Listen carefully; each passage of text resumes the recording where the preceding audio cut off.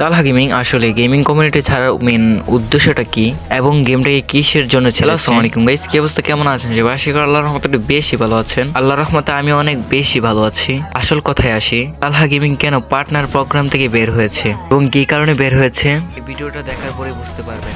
কোনটাই আপনারা নিয়ে বানানো। আপনি হয়তো জানেন না যে আমারে গেরিনা থেকে অপমান করা হয়েছে।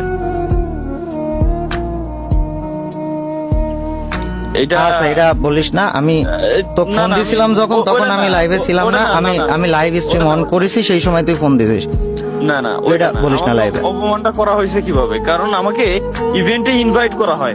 কোন ইভেন্টে? ঠিক আছে, ওই আমাদের খুলনায় ওই যে একটা ইভেন্ট হচ্ছিল, এই যে বুয়া মিট নামের কোন ইভেন্ট, মেবি ওই যে আপনার, যাই হোক, ওই যে টুর্নামেন্ট খেলতে গেছিল না আরএসকেরা টিম সহ, হ্যাঁ, এই যে টুর্নামেন্ট ছিল ওইগুলো লাইভ, ওই যে সরি মনে পড়ছে,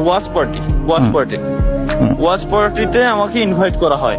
আগের দিন পর্যন্ত সব ইনভাইট করা হয়, আমাকে বলে যে ভাই আপনি আপনার টিম নিয়ে আসতে পারবেন।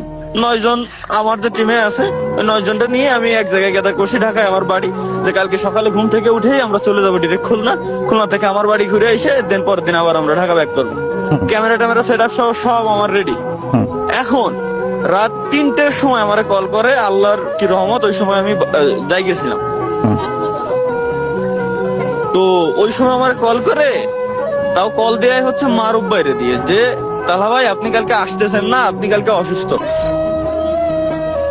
আমি বললাম মানে? যে এটাই আমিও সর্বপ্রথমবার এটাই বললাম, যে আমি বুঝতে পারিনি তখন। আমি বললাম যে কই ভাই, আমি তো অসুস্থ না, আমি তো ঠিক আছি, তো আমি কালকে আসতেছি তো।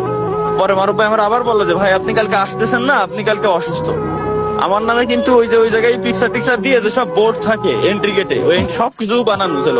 পরবর্তীতে ওইটা ভাঙ্গি ফেলছে, তাও পোলাপান ভিডিও পর্যন্ত করছে।